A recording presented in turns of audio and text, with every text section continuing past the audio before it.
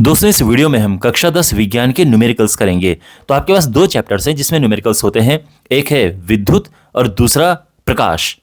तो इनके हम न्यूमेरिकल्स करेंगे। पहले मैं आपको फॉर्मूले बताऊंगा कौन कौन से फॉर्मूले हैं, और उसके बाद फिर हम न्यूमेरिकल्स करेंगे। अगर आप ये वीडियो अच्छे से देखते हैं तो आपको न्यूमेरिकल का बेस एकदम स्ट्रांग हो जाएगा और आप अपने एग्जाम के लिए अच्छे से प्रिपेयर हो जाएंगे जहां तक न्यूमेरिकल्स की बात है। तो शुरू करते हैं। तो सबसे पहले करते हैं विद्युत के न्यूमेरिकल्स। देखो, विद्युत के जितने भी फॉर्मूले हैं मैंने आपके सामने ही लिखे हुए हैं, तो मैं आपको जल्दी से बता देता हूं। सबसे पहले फॉर्मूला है, यहाँ पे आप देख सकते हैं कि प्रतिरोधों को जब हम श्रेणी क्रम में जोड़ते हैं तो कुल प्रतिरोध निकालने का फॉर्मूला क्या है, तो सीधा उनको प्लस कर देते हैं। तो इस तरह से R1 plus R2 plus R3 ये है। और प्रतिरोध जब पार्श्व क्रम में होते हैं तो उनके कुल प्रतिरोध को निकालने का फॉर्मूला ये है। देखो, कभी कभी आपके पास घुमा कर दिया होता है और आपको समझ नहीं आता है कि श्रेणी क्रम है या पार्श्व क्रम है, तो फिर कैसे पहचाने। देखो, श्रेणी क्रम में क्या है कि अगर करंट जा रही है तो वो करंट उतनी ही जाती रहेगी जितनी यहां से जा रही है। मान लो कि यहां से 2 एम्पियर करंट जा रही है, तो यहां भी 2 एम्पियर होगी, इसमें भी 2 एम्पियर, इसमें भी 2 एम्पियर, यानी श्रेणी क्रम में है। मैं ये क्यों बता रहा हूं, क्योंकि कभी कभार क्वेश्चन कैसे मिलता है कि आपके पास ऐसे होगा, ये है ये, और आपसे पूछा हो कि ए और बी के बीच का कुल प्रतिरोध बताओ, तो आपको ये लगेगा कि अरे ये तो समांतर क्रम में है, ये तो इस तरह से है। लेकिन अगर आप देखें कि जितनी करंट यहां से जाएगी उतनी ही करंट यहां से जाएगी और उतनी ही करंट यहां से जाएगी, तो भले देखने में समांतर लग रहा है बट है ये भी श्रेणी क्रम में है। ये समांतर क्रम में क्या होता है कि करंट बंट जाती है, जो यहां से करंट जा रही है वो करंट यहां पे बंट जाती है, विद्युत धारा, ठीक है। और जिस तरह से यहां बढ़ती है उसी तरह से यहां मिल भी जाती है। तो अगर ऐसा हो रहा है तो हम कहते हैं कि ये जो प्रतिरोध लगे हैं ये समांतर क्रम में लगे हैं, ठीक है। अगर हमारे पास कोई L लंबाई का चालक हो और उसका कुल प्रतिरोध हमने ज्ञात करना हो, तो उसका फॉर्मूला ये होता है, यहां पर प्रतिरोधकता ये है, लंबाई है A है, इस तरह से ये फॉर्मूला होता है। कोई चालक है, उसकी लंबाई हमें पता है, उसका क्षेत्रफल पता है और उसकी प्रतिरोधकता पता है, तो फिर हम उसका प्रतिरोध ज्ञात कर सकते हैं। ओम का नियम यहाँ पर ये है। ओम के नियम से बहुत सारे सिंपल, ओम का नियम मतलब सिंपल V = IR जो फॉर्मूला है। तो कभी कभार अगर I निकालना हो, आपके पास V और R हो, तो हम इस तरह से लगा देते हैं। तो ये ओम का नियम यहाँ पर है। और इसके बाद फिर शक्ति का ये फॉर्मूला है। तो ये 3 फॉर्मूले होते हैं, जिस क्वेश्चन में जिसकी रिक्वायरमेंट होगी उस हिसाब से कर लेंगे हम। तो P = VI भी होता है, V²/R भी होता है, I² R भी होता है। तो इस तरह से ये सभी के सभी फॉर्मूले कवर हो गए हैं। अब इन पे बेस्ड क्वेश्चन से एक एक करके इन्हें करते हैं। ओके, तो सबसे पहले हमारे पास ये है पहला क्वेश्चन, 12 ओम के, इस तरह से आप देख सकते हैं ये चित्र है। यहां पर हमने बताना है कि ए और बी के बीच का कुल प्रतिरोध। देखो, यहां पर ये है 4 प्रतिरोध। कैसे निकालेंगे कुल प्रतिरोध, कैसे ज्ञात करेंगे? तो अगर आप यहां पे नोटिस करें, जो ये पोर्शन है इसमें जो तीनों हैं, अब ये तीनों ही श्रेणी क्रम में है कि जो करंट यहां से जाएगी वो यहीं जाएगी, वो भी इतनी ही वापस जाएगी। तो ये तीनों श्रेणी क्रम में है। तो इनका कैसे करेंगे हम? देखो, ये बहुविकल्पीय प्रश्न है, ठीक है। तो इसको R1 नाम ले लेते हैं। ये सीधा प्लस हो जाएंगे, 12 + 12 + 12 यानी 36 ओम। और ये इसके साथ समांतर क्रम में है, तो समांतर क्रम, अब अगर मैं बात करूं, देखो ये पूरे की, तो ये पूरा हो गया है क्या, 36 ओम। अब ये पूरा का पूरा और ये है समांतर क्रम में, तो फॉर्मूला समांतर क्रम का होता है ये 1/12 + 1/36, ये हो जाएगा 3 + 1 यानी 4/36, 1/9, तो R आ जाएगा 9 ओम। ऑप्शन C करेक्ट है। सेकंड क्वेश्चन है, 240 वोल्ट की मेंस द्वारा आपूर्ति किए जाने पर 4 वोल्ट 6 वॉट अनुमतांक के कम से कम कितने सर्वसम बल्बों को श्रेणी में संयोजित किया जाना चाहिए? देखो, बात ये कही गई है कि 240 वोल्ट की तो सप्लाई है जो बिजली में हम लगाएंगे। एक बल्ब जो है उसमें ये लिखा हुआ है, यानी 4 वोल्ट पर चलता है 6 वॉट के हिसाब से। तो कितने बल्ब जलाने चाहिए जिससे कि सुरक्षित रूप से चल सके, क्योंकि बल्ब फूके ना। तो क्या होना चाहिए, तो देखो हम क्या करते हैं, देखो अब भाई 4 वोल्ट ही हमने देना है, तो हम ऐसा कुछ करते हैं कि 240 वोल्ट बंट जाए अलग अलग बल्बों में और एक को 4 वोल्ट ही मिले। उसके लिए हम क्या करेंगे कि 4 से इसको भाग देंगे और हमें पता चल जाएगा 4 छके 24 यानी 60। तो 60 बल्ब जब हम श्रेणी क्रम में जोड़ेंगे तब जाके 240 वोल्ट में हम उसको सुरक्षित रूप से यूज़ कर सकते हैं। क्योंकि 240 वोल्ट में 60 बल्ब जब हम जोड़ेंगे तो हर एक को फिर 4 वोल्ट मिलेगा। अगर कम वोल्ट आपने जोड़े तो इसको ज़्यादा वोल्ट मिलेगा और ये फूक जाएगा। ठीक है, तो इसका ऑप्शन सी सही है। अगला क्वेश्चन देखते हैं। यदि प्रतिरोध R किसी तार के टुकड़े को लंबाई में 3 सर्वसम भागों में काटा गया है, देखो एक हमारे पास ये तार था, इसको लंबाई में 3 भागों में काट दिया गया। ये जो पहले था इसका प्रतिरोध R था। अब काटने के बाद इनको पार्श्व में संयोजित किया गया, मतलब पार्श्व में होता है ना समांतर में, तो समांतर में ऐसे एक ये है, दूसरा इस तरह से है, तीसरा ये है, तो ऐसे मतलब संयोजित किया गया। एक तरह से 3 प्रतिरोध है ये समांतर क्रम में। और इसका जो कंबाइंड जो इसका प्रतिरोध है वो है R डैश। तो पूछा है कि R बटे R डैश क्या होगा। कहने का ये मतलब है कि हमने इसका प्रतिरोध ज्ञात करना। देखो हुआ क्या, एक तार थी जिसका प्रतिरोध R था। अब क्या किया कि इसके 3 टुकड़े करिए, तो हर एक का होगा R बटे 3, R बटे 3, क्योंकि 3 टुकड़े हुए ना तो हर एक को R बटे 3 मिलेगा। ठीक है, अब इसको ऐसे जोड़ दिया तो अब ऐसे में होगा R बटे 3। देखो R बटे 3 ये है और ये है, तो ये हो जाएगा 1 upon R dash is equal to 1 upon, मतलब जैसे समांतर क्रम में जोड़ते हैं वैसे ही हम कर रहे हैं यहाँ पे।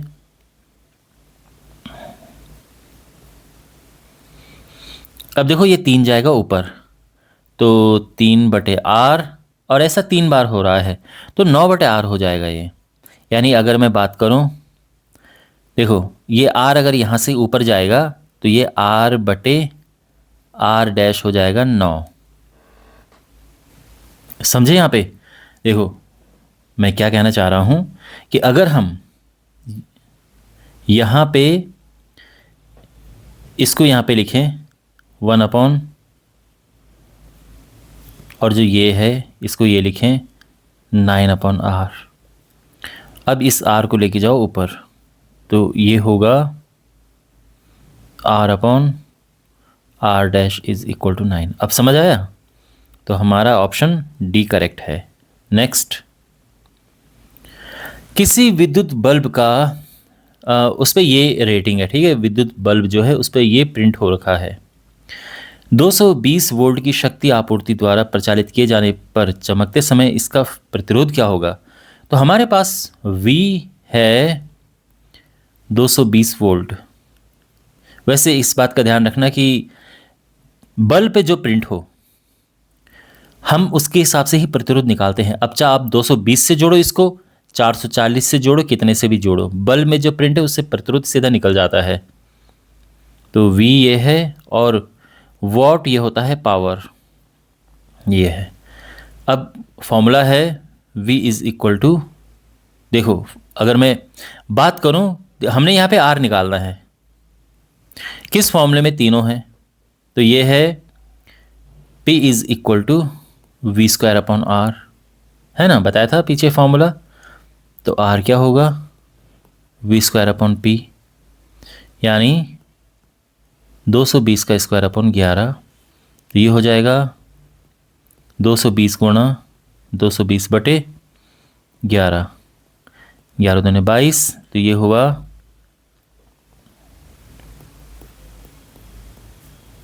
4400। ठीक है, ऑप्शन ए करेक्ट है।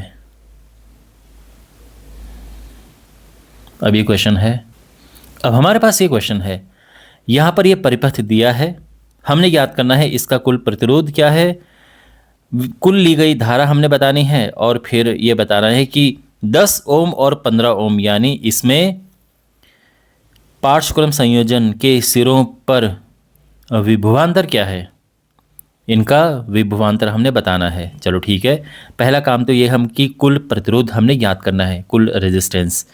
तो यहाँ पर इनको नाम दे देते हैं, ये ए, बी और ये है सी डी।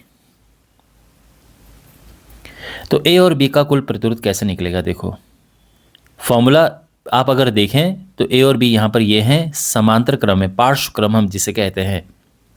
तो यहाँ पर इनके बीच का इनका कुल प्रतिरोध है आर ए बी, है ना। अब आप समझ गए आर ए बी किसकी बात हो रही है, इन दोनों के कॉम्बिनेशन की बात हो रही है। तो ये होगा 1/10 प्लस 1/15 समांतर का, यानी पार्श्व क्रम का यही फॉर्मूला होता है।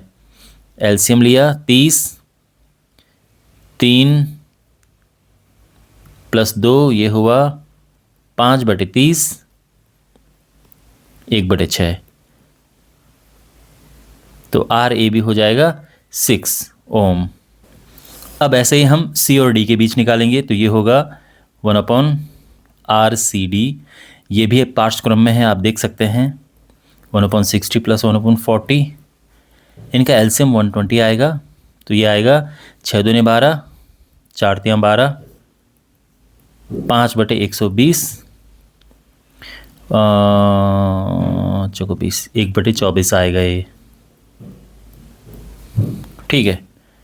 और यानी ये आ जाएगा 24 ओम, ठीक है। तो कुल प्रतिरोध क्या होगा, तो हम यहाँ पर लिखेंगे, इसीलिए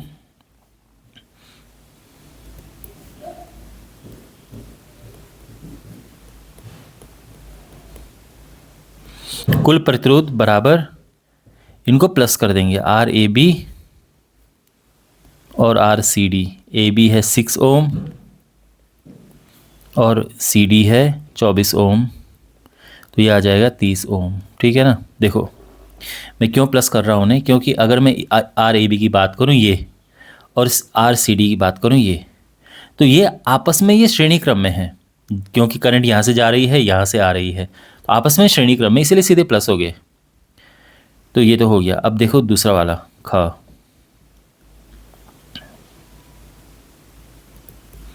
विद्युत स्रोत से ली गई कुल धारा। तो हमने कुल धारा यानी करंट बतानी है कि कितनी है। देखो हमारे पास है V 15 वोल्ट, देख रहे हैं आप। कुल प्रतिरोध रेजिस्टेंस हमने जो टोटल यहाँ पर है, कितना है कुल प्रतिरोध पूरे उसका सर्किट का, 30 ओम। तो फॉर्मूला होता है, देखो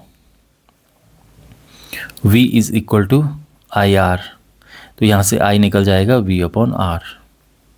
V है 15, R है 30, भाग देंगे तो 1/2 यानी 0.5 एम्पियर, ठीक है। एक आंसर ये था, सेकंड वाले का आंसर ये। और ग 10 ओम और 15 ओम प्रतिरोधों के पार्श्वक्रम संयोजन के सिरों का विभवांतर हमने बताना है, यानी यहाँ का विभवांतर हमने बताना है, यहाँ पे ये और ये इनके सिरों का। तो उसके लिए क्या करेंगे, हम देखेंगे यहाँ पे कितनी धारा है, विद्युत धारा करंट कितनी है, और यहाँ पे रेजिस्टेंस कितना है, यानी प्रतिरोध कितना है।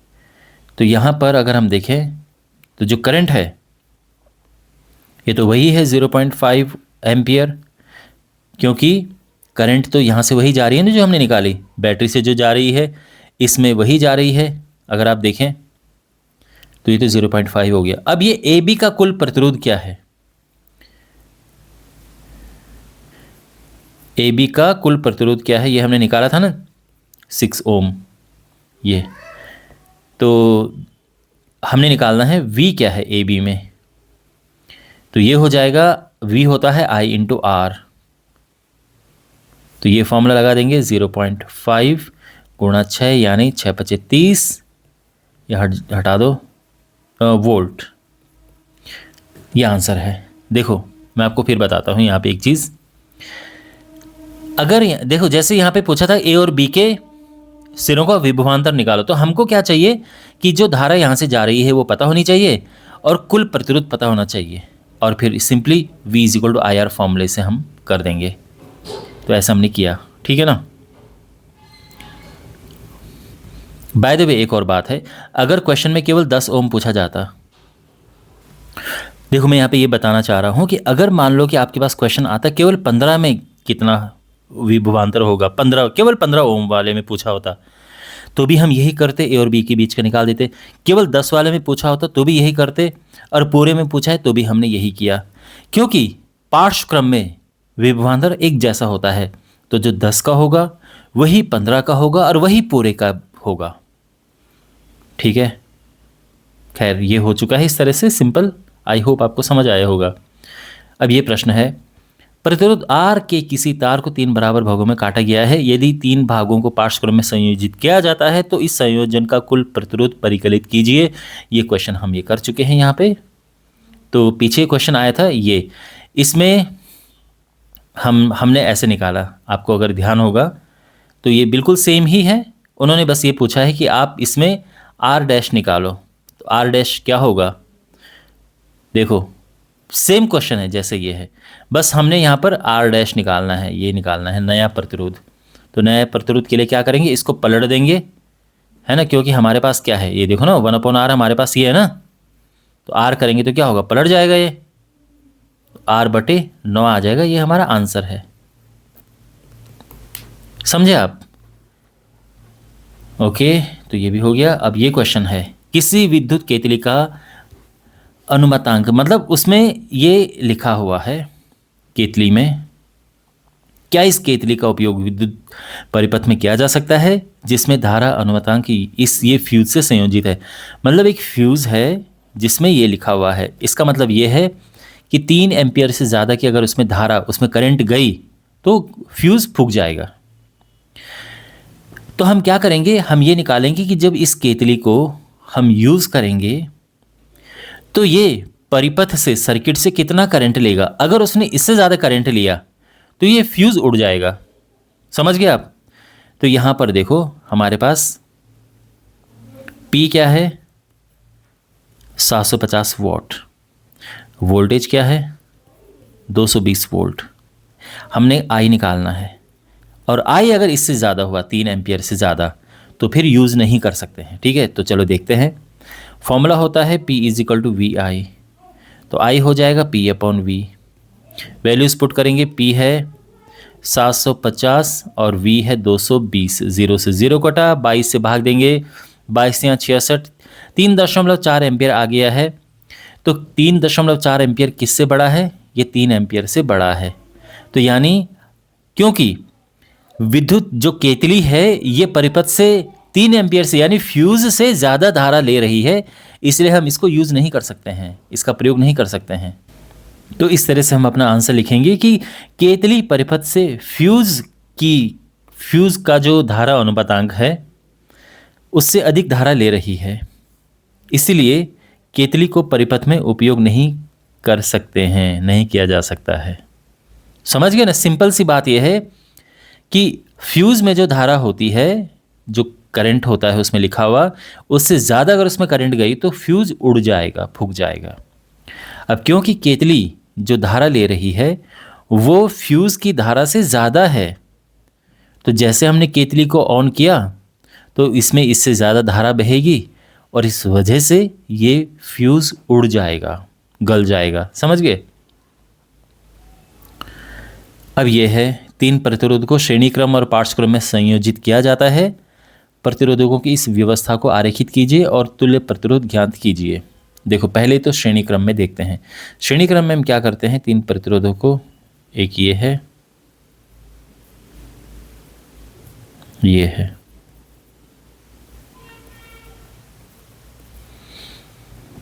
तो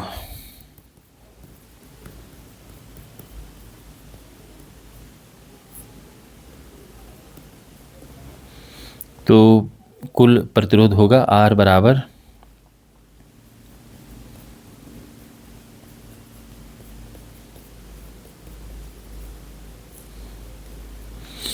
तुल्य प्रतिरोध, RS नाम देते हैं इसको, सीरीज। ये होता है, देखो फॉर्मूला लिख सकते हैं या ज़रूरत नहीं है, सीधे इनको प्लस कर दो। 2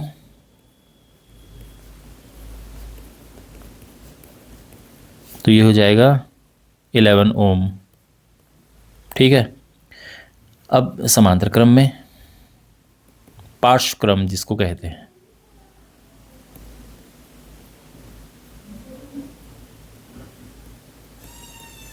पार्श्व क्रम में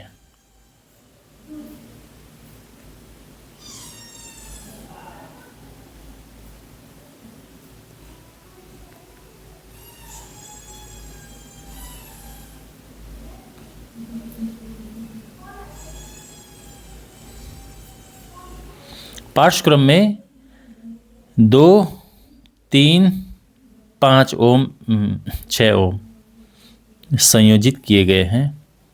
तो पार्श्व क्रम का फॉर्मूला होता है कुल प्रतिरोध का, देखो फॉर्मूला है 1/RP पैरेलल, 1/R1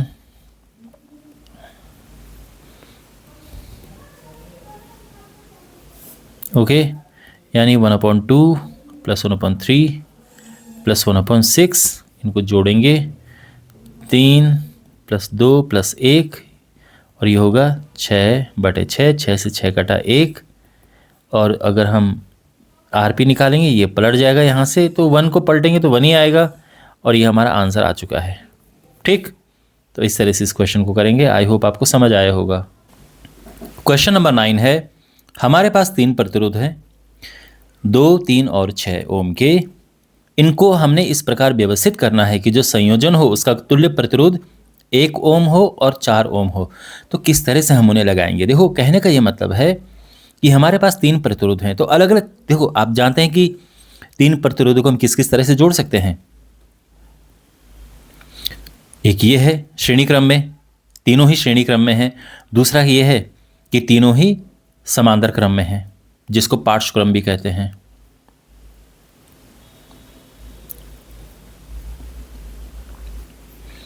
फिर और क्या है?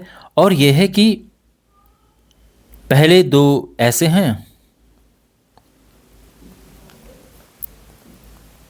है ना, ये भी है, 3 ऐसे भी जुड़ सकते हैं, 3 ऐसे भी जुड़ सकते हैं, ऐसे। तो ये अलग अलग तरीके हैं इनको जोड़ने के, लेकिन हमने ये ध्यान रखना है कि जो तुल्य प्रतिरोध हो वो 1 ओम हो और 4 ओम हो। तो किस तरह से जोड़ेंगे हम? तो यहां पर देखो, पहली बात तो ये कि 1 ओम लाने के लिए समांतर क्रम में हम लगाएंगे, क्योंकि सबसे कम समांतर क्रम में होता है, पार्श्व क्रम हम जिसे कहते हैं। तो एक है 2 ओम, 3 ओम और 6 ओम। इनको जब हम पार्श्व क्रम में जोड़ेंगे तो 1 ओम का प्रतिरोध होगा, ऐसा हमने यहाँ पर किया है। तो सेम है बिल्कुल, ओके। तो अगर आपके पास क्वेश्चन आएगा, और ये ध्यान रखना कि कभी भी बहुत कम अगर प्रतिरोध हो कि बहुत, ये याद करो तो समझ जाना कि ये पार्श्व क्रम में है, क्योंकि पार्श्व क्रम में ही बहुत कम प्रतिरोध आता है, तुल्य प्रतिरोध। तो इसीलिए इनको पार्श्व क्रम में जोड़ने पर तुल्य प्रतिरोध बहुत कम होगा। अच्छा, अगर हम इन तीनों को जोड़ते हैं श्रेणी क्रम में तो ये सीधा जुड़ जाएंगे, 11 आ जाएगा, 4 तो आएगा नहीं, यानी ये तो होगा नहीं यहाँ पे, ठीक है ना। इसको हटा ही देते हैं। पहला वाला ये हो गया कि पहले वाले को हम ऐसे जोड़ेंगे और बाद में हम यहाँ पर लिख भी देंगे, हम लिख देंगे कि ये 1/R, चाहो तो इसको RA नाम दे दो पहले वाले का, 1/2 A, मतलब जो A लिखा है यहाँ पे, है ना, ये वाला। तो 1/2 प्लस 1/3,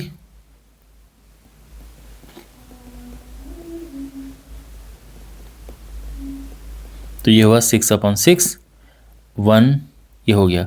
और RA करेंगे तो ये पलट जाएगा, 1/1 तो वो 1 ही होगा, तो सीधे लिख देते हैं 1 ओम।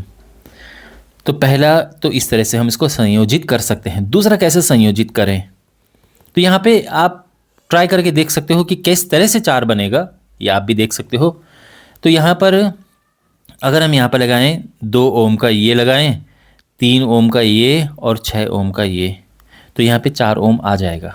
ओके, हो सकता है कि पहली बारी में ना आए, हो सकता है कि आप ये ट्राई करें कि चलो इसमें 2, 3 और 6 लगा के देखते हैं। इस तरह से मतलब आप कर सकते हो अलग अलग है ना।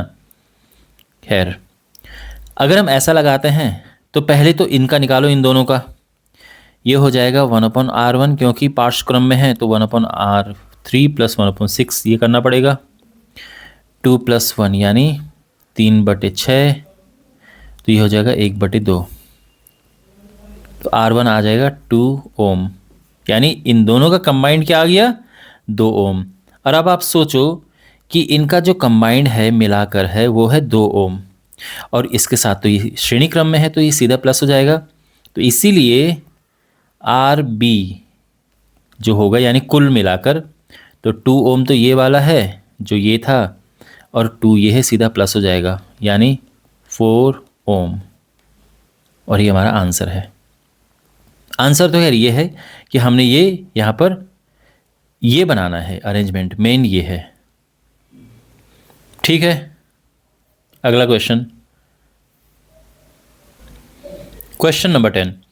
तो यहाँ पर है किसी, ये त्रिज्या है तार की, कोई तार हमारे पास है जिसकी त्रिज्या दी है 0.01 सेंटीमीटर। ध्यान रखना, इसको मीटर में कन्वर्ट करना है। 0.01 इंटू 10⁻² हो जाएगा मीटर। अच्छा, इसको और हम सिंप्लीफाई कर सकते हैं, ये हो जाएगा, देखो पॉइंट अगर हम यहाँ पे लेके जाएं तो 1 इंटू 10⁻, ये पावर में -2 और हो जाएगा तो -4 हो जाएगा ये। तो R तो ये हो गया।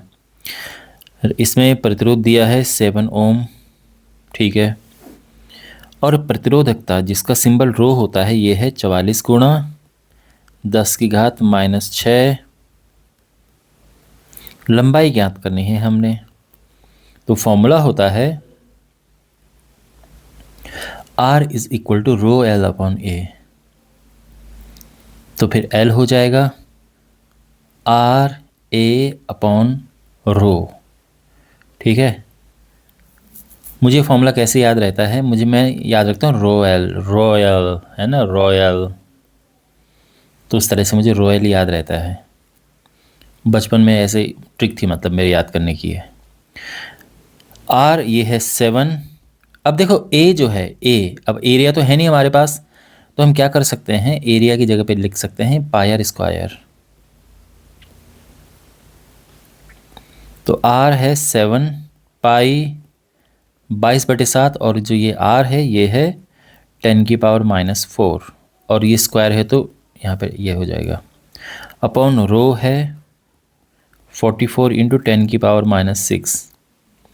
7 से 7 कैंसिल, ये 2, तो ये हो जाएगा 1/2 इंटू 10⁻⁻8। अब 6 ऊपर जाएगा तो +6 हो जाएगा,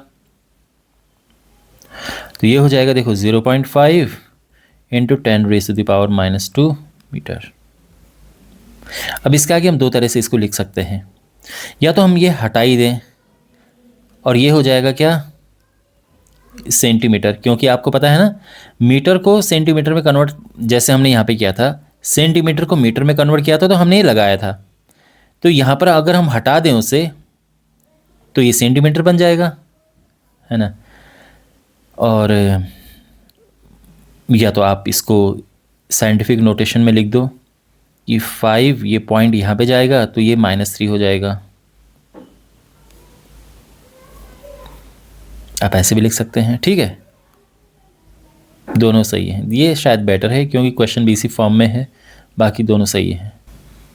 और इसी के साथ विद्युत के क्वेश्चंस हमने कंप्लीट कर दिए हैं। मुझे उम्मीद है कि आपको समझ में आया होगा कि कैसे विद्युत यानी इलेक्ट्रिसिटी क्वेश्चन अगर आपके पास आए तो आप उन्हें अब आराम से कर सकते हैं। अब हम बढ़ते हैं प्रकाश की ओर। अब करते हैं प्रकाश के न्यूमेरिकल्स शुरू। उससे पहले प्रकाश के फॉर्मूले देखो। सबसे पहले एक की फॉर्मूला है, छोटा फॉर्मूला है लेकिन इस पे भी क्वेश्चंस आते हैं। ये है कि जो फोकस दूरी होती है ये वक्रता त्रिज्या से आधी होती है।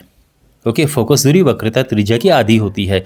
ये भी इंपॉर्टेंट फॉर्मूला है, ध्यान रखना। अब इसके बाद है ये दर्पण सूत्र है, इस पे क्वेश्चन बनते हैं। यहाँ पर F तो आप जानते हैं, फोकस दूरी है, V है, देखो U और V क्या होते हैं, U है वस्तु की दूरी दर्पण से और V है प्रतिबिंब की दूरी दर्पण से। ठीक है, ये आवर्धन का सूत्र है। फिर ये लेंस का सूत्र है, और ये लेंस द्वारा जो आवर्धन होता है उसका सूत्र है, ठीक है ना। लेंस की क्षमता, इंपॉर्टेंट क्वेश्चन इससे बनते हैं कि ये फोकस दूरी दी होगी और पूछा होगा कि लेंस की क्षमता ज्ञात कीजिए, तो फिर हमें इस तरह से फॉर्मूले में रखना होगा। ये ध्यान रखना, इसमें एफ मीटर में होता है। अगर ये सेंटीमीटर में हुआ तो फिर यहां पर एक की जगह पे होता है 100। अगर ये सेंटीमीटर में हुआ तो यहां पे हम इसको 100 लेते हैं फिर, ठीक है। मीटर होगा नीचे तो फिर 100 नहीं लेंगे, 1 लेंगे। और ये है यहां पर माध्यम 2 का माध्यम 1 के सापेक्ष में अपवर्तनांक का फॉर्मूला। तो अगर ऐसा, ये इस पे क्वेश्चन है, वैसे जब क्वेश्चन आएगा तब हम करेंगे वैसे, ठीक है। बट अगर माध्यम 2 का अपवर्तनांक दिया है, माध्यम 1 का अपवर्तनांक दिया है, और ये पूछा हो कि माध्यम 2 का माध्यम 1 के सापेक्ष में बताओ, तो इस तरह से लगता है फॉर्मूला। अच्छा, V1 V2 क्या है? माध्यम 1 में प्रकाश की दूरी, प्रकाश की चाल, माध्यम 2 में प्रकाश की चाल, ठीक है। इस पे भी आपके पास एक क्वेश्चन है। अब ये है फॉर्मूले। अब आते हैं क्वेश्चंस पे। तो पहला क्वेश्चन ये है, अच्छा, जल और कांच का निरपेक्ष अपवर्तनांक ये है, उनका जल और कांच का अपना जो अलग अलग अपवर्तनांक है वो ये है। यदि कांच में प्रकाश की चाल ये है तो जल में प्रकाश की चाल क्या होगी? देखो सिंपल है। अगर आप यहां पर भी देखें कि आप देख रहे हैं यहां पे जो मैंने ये चीज़ बताई है कि N2/N1 बराबर V1/V2 है ना। यहां पे N2/N1 बराबर V1/V2, ठीक है। अच्छा, अब यहां पर हमने बस ये देखना है कि 2 किसे ले, 1 किसे ले। तो 1 अगर हम लेते हैं यहां पे जल को, और 2 लेते हैं यहां पे कांच को, तो क्या क्या दिया है देखो। सबसे पहले N2 कांच को है ना, कांच का अपवर्तनांक है 3/2, तो बिल्कुल यहां फॉर्मूले में रख रहे हैं हम 3/2 बटे। N1 क्या है? N1 है ये जल का अपवर्तनांक 4/3 बराबर V1 है जल में प्रकाश की चाल जो कि हमको ज्ञात करनी है ना। हमें जल में प्रकाश की चाल हमने ज्ञात करनी है। दिया क्या है? कांच में प्रकाश की चाल, कांच में प्रकाश की चाल यानी 2 × 10⁸ ये दिया है, ठीक है। समझ गए? ये फॉर्मूले में हमने रखा बस। अब इसको थोड़ा सरल करते हैं। ये 3 जाएगा ऊपर, ये 2 आएगा नीचे, तो ये हुआ 3 × 3 = 9, 4 × 2 = 8, V1 बटे 2 × 10⁸। तो अच्छा 2 से हम ये काट सकते हैं 4 बार, और ये ऊपर जाएगा तो V1 हो जाएगा 9/4 × 10⁸ मीटर प्रति सेकंड। इसका ध्यान रखना, ऑप्शन सारे गलत हैं। इसमें कहने का ये मतलब है कि इनमें साथ में 10⁸ भी होना चाहिए, उन्होंने ये लिखना भूल गए। इसका ऑप्शन ए करेक्ट है, ठीक है। यदि 2 माध्यमों x और y का निरपेक्ष ये है तो x के सापेक्ष y का क्या होगा? तो क्या है, क्या बताया था मैंने? x के सापेक्ष y का फॉर्मूला क्या होता है? देखो ये तो है x का, ये तो है x का, ये है y का, है क्या? x के सापेक्ष y का ज्ञात करना है, तो फॉर्मूला होता है Ny/Nx। Ny है 4/3, Nx है 6/5, 5 ऊपर जाएगा 3 नीचे आएगा यहाँ पे, तो ये हो जाएगा 4 × 5/6 × 3, 2 दूनी 4, 2 3 6, 10/9। ऑप्शन ए करेक्ट है, समझे?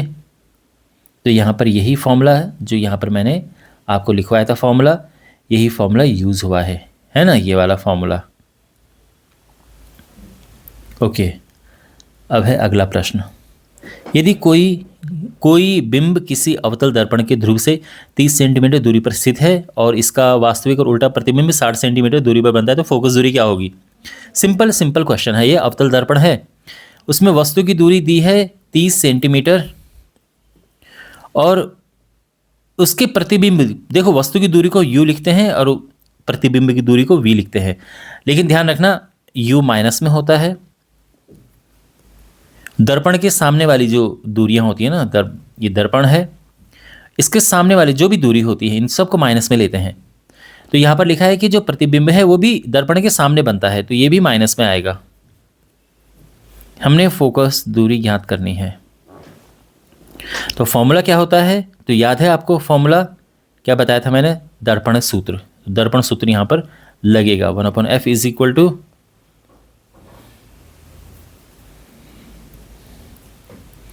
1/v plus 1/u। तो यहाँ पर -60 -30, ओके। एलसीएम लेंगे हम, तो एलसीएम आया 60, ये माइनस को ऊपर लेके चले जाते हैं, -1 -2, तो ये हुआ -3/60 कटा 20 -1/20 आ गया है। तो जब f निकालेंगे, यानी देखो हमारे पास क्या आया है? हमारे पास आया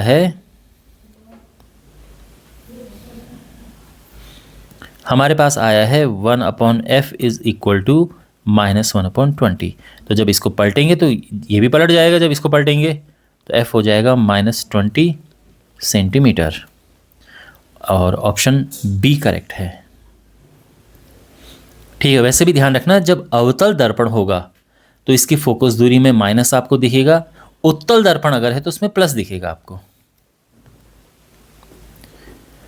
अच्छा, अब ये है क्वेश्चन नंबर 4। कोई वस्तु है, कोई बिंब 30 सेंटीमीटर फोकस दूरी के अवतल लेंस से 60 सेंटीमीटर की दूरी पर स्थित है। तो वस्तु की दूरी यहाँ पर दी है 60 सेंटीमीटर, और ध्यान रखना माइनस में, ओके। फोकस दूरी है 30 सेंटीमीटर। अब क्योंकि ये अवतल है तो अवतल वाले माइनस होते हैं, उत्तल वाले प्लस होते हैं, चाहे लेंस हो या दर्पण हो, सीधी बात है, ये ध्यान रखना। हमने v ज्ञात करना है लेंस का सूत्र लगा के। अब देखो लेंस का सूत्र 1/f is equal to 1/v minus 1/u। Lens का सूत्र मैंने आपको बताया था, अगर आपको याद हो तो ये है लेंस का सूत्र, है ना। 1/f is equal to 1/v minus 1/u। तो ये हम यहाँ पर लगाएंगे 1/-30, 1/v माइनस u है -60, ठीक है। तो ये हो जाएगा -1/30 is equal to 1/v plus 1/60। तो 1/v हो जाएगा, -1/30 इधर है और ये भी दूसरी साइड जाएगा तो माइनस का हो जाएगा। तो ये हो जाएगा, एलसीएम लिया 60 -2 -1, ये हो जाएगा -3/60 यानी -1/20, और v आ जाएगा -20, है ना। जब ये पलटेगा तो ये भी पलटेगा, तो ये आ गया है -20। तो यहाँ पर v आ गया है -20। तो इससे इसका क्या मतलब है? इसका मतलब ये है कि जो वस्तु की दूरी, मतलब जो प्रतिबिंब की दूरी है वो लेंस से 20 सेंटीमीटर की दूरी पर है और माइनस है, तो इसका मतलब बाईं ओर बना है। या बाईं ओर का मतलब ये है कि जैसे ये लेंस है, अवतल लेंस है, और यहाँ पर कोई वस्तु है, जैसे 60 की दूरी पर कोई वस्तु है, तो ये जो बना है ये भी इसी ओर बना है, जिस तरफ वस्तु है उसी तरफ बना है। इस तरह से ये यहाँ पर बनेगा, ये तो यहाँ पर है, तो हम कहेंगे कि ये लेंस से 20 सेंटीमीटर की दूरी पर है और ये जिस ओर वस्तु है उसी ओर है। आपकी फिगर बनाने की जरूरत नहीं है, बस मैंने आपके लिए बनाया है। इस तरह से फाइनल स्टेटमेंट लिखेंगे कि प्रतिबिंब लेंस से 20 सेंटीमीटर दूर वस्तु की ओर ही बनेगा, यानी जिस ओर वस्तु रखी है हमने उसी ओर बनेगा। ठीक है, तो इस तरह से क्वेश्चन होगा। आई होप आपको समझ आया होगा। अगला क्वेश्चन है, कोई उत्तल लेंस अपने प्रकाशिक केंद्र से 6 सेंटीमीटर दूरी पर स्थित किसी वस्तु किसी 2 सेंटीमीटर लंबे बिंब का 8 सेंटीमीटर लंबा प्रतिबिंब बनता है। ठीक है, यदि बिंब और प्रतिबिंब दोनों लेंस की एक ही ओर हैं तो प्रतिबिंब की प्रकृति बताओ और स्थिति, ये सब हमने बताना है। देखो मैं आपको क्वेश्चन पहले समझाता हूँ। तो देखो ये जो फिगर बनेगा ये कुछ इस तरह से बनेगा। ये अलग बात है, आपको बनाने की आवश्यकता नहीं है, लेकिन मैंने आपको आसान लगी इसके लिए मैंने बना दिया है यहाँ पर। क्योंकि देखो क्वेश्चन में ये था कि जो वस्तु की दूरी है, बिंब की दूरी, उससे भी ज़्यादा प्रतिबिंब की दूरी है, और ये तभी होता है, और दोनों एक ही ओर हैं तो ये वाला केस होता है। फिर एक ही ओर तभी बनते हैं जब वस्तु फोकस, यहाँ पर ये फोकस है और ये प्रकाशिक केंद्र है, इसके बीच में रखी हो, और तब बनती है इस तरह से ये प्रतिबिंब इस तरह से बनता है। फिर तो यहाँ पर क्या क्या क्वेश्चन में दे रखा है, एक तो जो वस्तु की दूरी है प्रकाशिक केंद्र से ये 6 सेंटीमीटर, तो यहाँ पे लिखते हैं कि जो वस्तु की दूरी है जिसको हम u लिखते हैं ये है -6। h है किसकी ऊंचाई, वस्तु की ऊंचाई h जो कि है 2 सेंटीमीटर, और जो प्रतिबिंब है वो ज़्यादा लंबा है 8 सेंटीमीटर का।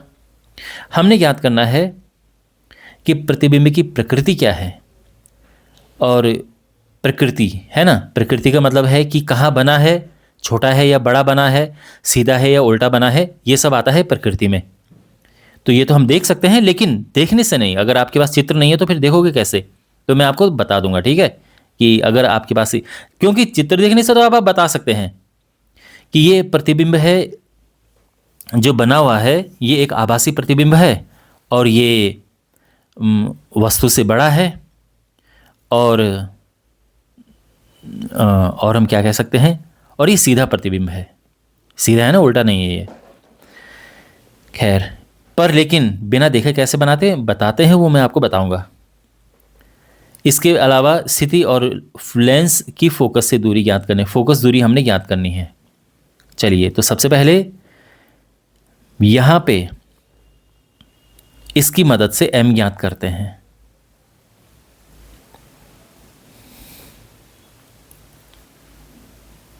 जब लेंस की बात आती है, देखो पहली बात तो m का फॉर्मूला होता है h'/h, 8/2 यानी 4।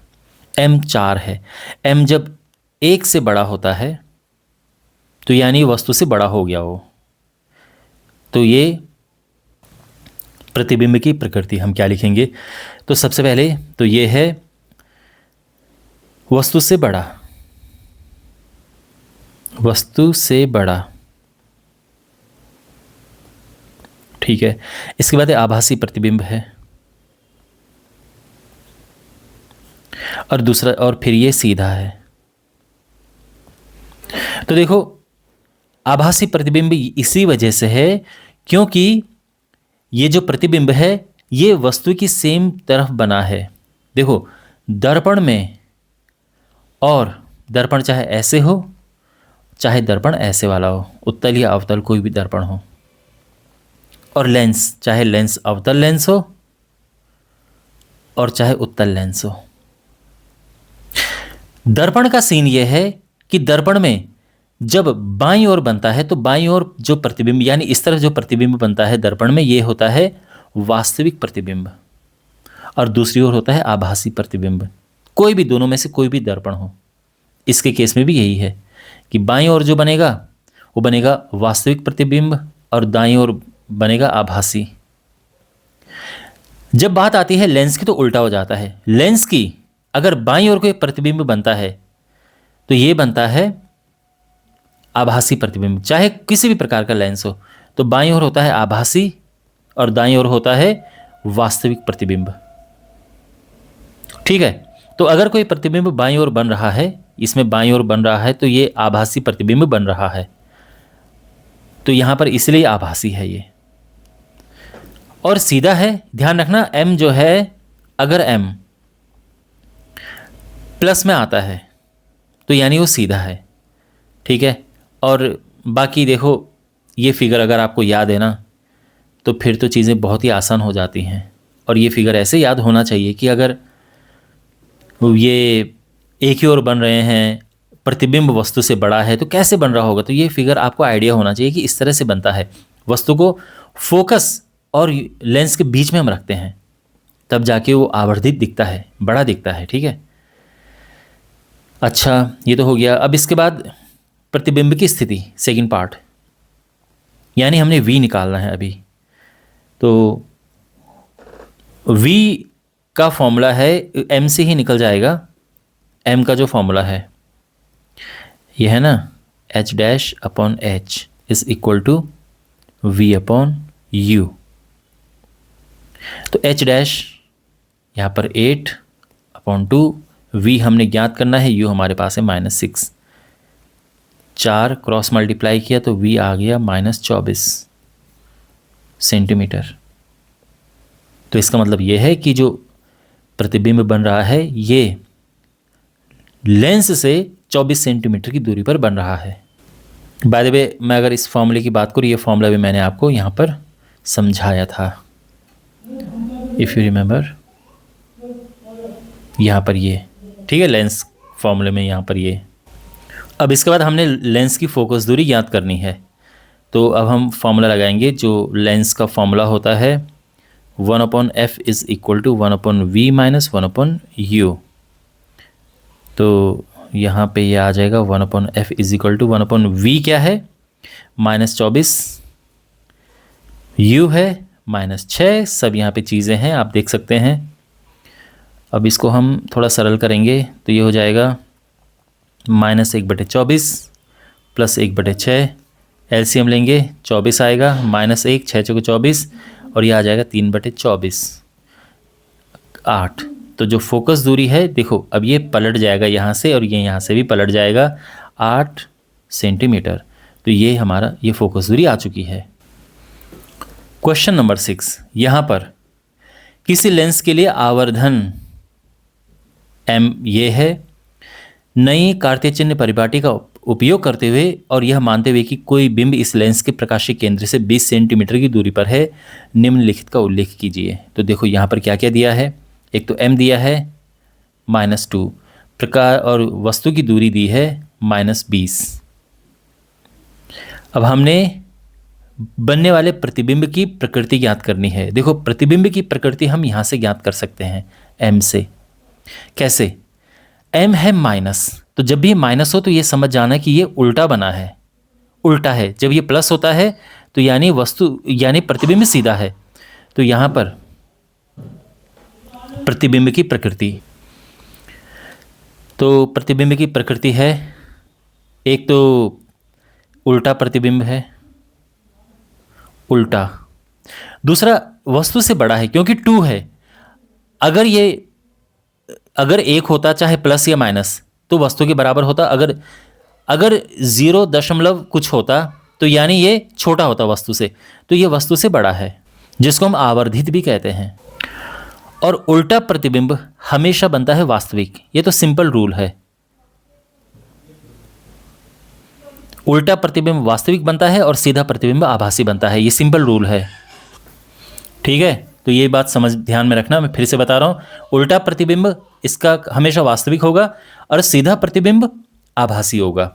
सेकंड, साइज की तुलना में प्रतिबिंब का साइज, तो इसमें अब ये यहाँ पे m काम करेगा। ये पूछा गया है कि जो वस्तु का साइज है और जो उसकी इमेज बनी है प्रतिबिंब, उनमें क्या उनकी तुलना करो। तो हम ये कहेंगे कि क्योंकि सेकंड पार्ट देखो, हाँ, कि चूंकि m बराबर -2 है, इसीलिए प्रतिबिंब का साइज बिंब के साइज का दुगुना है। क्लियर है? अच्छा, नेक्स्ट, प्रतिबिंब की स्थिति किधर है? अच्छा, स्थिति, अब इसके लिए हमें v निकालना होगा। अच्छा, प्रतिबिंब की स्थिति देख, हमने v निकालना है कि v क्या है।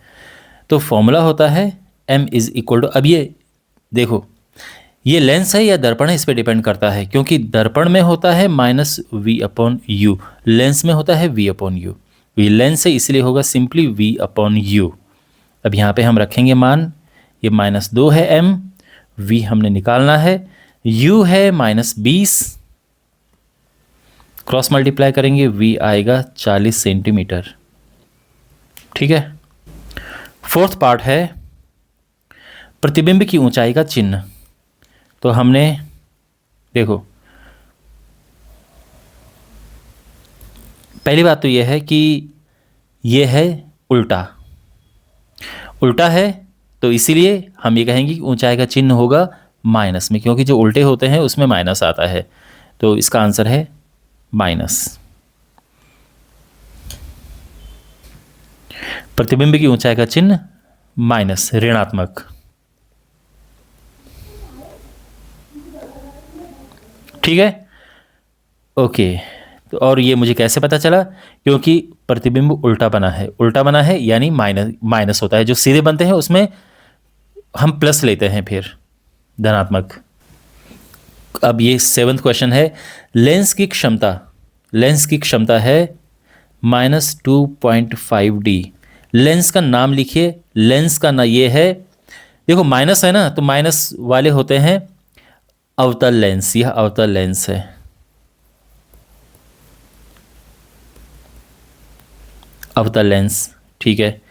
फिर फोकस दूरी का निर्धारण कीजिए। तो फोकस दूरी का फॉर्मूला होता है, देखो P होता है 1/f, f मीटर में होना चाहिए। अगर सेंटीमीटर में है तो फिर 100 करना पड़ता है और ये सेंटीमीटर में आता है। ठीक है, तो अगर हम इसको सेंटीमीटर में ही रखें तो क्या होगा, f हो जाएगा 100/p। p है 2.5, माइनस में भाग देंगे तो माइनस का 40 आएगा। ठीक है, पॉइंट हटाएंगे, 0 बढ़ाएंगे, 25 चौको 100, 40 आ जाएगा, -40 सेंटीमीटर। ठीक है, और फिर लिखा है कि नेत्र चिकित्सक किस दृष्टि दोष के संशोधन के लिए इस प्रकार के लेंस के को संशोधक लेंस के रूप में निर्धारित करते हैं। देखो ये है अवतल लेंस, और अवतल लेंस आता है निकट दृष्टि दोष में काम। ठीक है, ओके। नेक्स्ट, कोई व्यक्ति अपनी दृष्टि को संशोधित करने के लिए ये वाला चश्मा लगाता है। ठीक है, उस दृष्टि दोष का नाम लिखे जिससे वह व्यक्ति पीड़ित है। तो क्योंकि यह प्लस में है तो प्लस वाला होता है दूर दृष्टि दोष। अब इसका कारण क्या है? देखो देखो, दूर दृष्टि दोष के कारण होते हैं कि नेत्र गोलक का छोटा होना और लेंस की फोकस दूरी का बढ़ जाना। जो लेंस होता है आंखों में, ठीक है, नेत्र गोलक का छोटा होना और लेंस की फोकस दूरी का बढ़ जाना। इसके बाद क्या पूछा है, चश्मे में उपयोग के लिए लेंसों की फोकस दूरी का निर्धारण कीजिए। देखो फोकस दूरी का फॉर्मूला होता है 1/, मतलब पावर होता है 1/, फोकस दूरी मीटर में। सेंटीमीटर के लिए 100/f आ जाता है अगर सेंटीमीटर में फोकस दूरी लेनी हो। तो यानी फोकस दूरी हो जाएगी सेंटीमीटर में 100/p, और p है 2, तो भाग देंगे, ये आ जाएगा 50 सेंटीमीटर। ठीक है, ये हमारा आंसर है फोकस दूरी। क्वेश्चन नंबर 9, क्वेश्चन नंबर 9, कोई बिंब यानी कोई वस्तु 15 सेंटीमीटर फोकस दूरी के किसी अवतल दर्पण के सामने 25 सेंटीमीटर की दूरी पर स्थित है। तो यहाँ पर देखो, पहले तो फोकस दूरी है -15 सेंटीमीटर। मैंने माइनस क्यों लिखा? क्योंकि अवतल दर्पण के लिए फोकस दूरी हम माइनस में लिखते हैं। वस्तु की दूरी यानी बिंब की दूरी है 25 सेंटीमीटर, और ये हमेशा माइनस में लिखते हैं। यह है ना कार्तीय चिन्ह परिपाटी के अनुसार, तो u वस्तु की दूरी हमेशा माइनस में लेते हैं। अब v हमने बताना है कि प्रतिबिंब की स्थिति ज्ञात कीजिए, यानी v ज्ञात करना है। तो दर्पण का सूत्र क्या है? 1/f is equal to 1/v plus 1/u। Lens में माइनस हो जाता है, दर्पण में ये प्लस होता है। तो 1/-15 बराबर 1/v प्लस 1/-25, 1/v हो जाएगा 1/25 माइनस 1/15, यानी ये हो जाएगा, एलसीएम लेंगे हम तो 25, 50, 75, 75, 3 माइनस 5, ये आएगा -2/75। इसको पलटेंगे हम और इसको पलटेंगे तो -75/2 यानी 37.5 सेंटीमीटर। ठीक, ये है प्रतिबिंब की स्थिति। तो प्रतिबिंब लेंस से इतना दूरी पर है। ये दर्पण है, लेंस नहीं है, ठीक है, दर्पण है। तो हम लिखेंगे कि प्रतिबिंब दर्पण से और दर्पण के सामने, क्योंकि देखो ये माइनस में आया है, माइनस का मतलब ये है कि ये जो दर्पण है इसी ओर बना है, ठीक है ना, यानी जिस ओर वस्तु है उसी ओर इसका प्रतिबिंब भी बना है। तो यानी दर्पण के सामने दर्पण से इतनी दूरी पर स्थित है। तो ये हमारा आंसर आ चुका है। मुझे उम्मीद है कि आपको अच्छे से समझ आए होंगे इसके सभी क्वेश्चंस। और इसी के साथ इस वीडियो का एंड होता है। अपना फीडबैक कमेंट बॉक्स में देना, आपको वीडियो कैसा लगा, और आपके एग्ज़ाम के लिए शुभकामनाएं। All the best.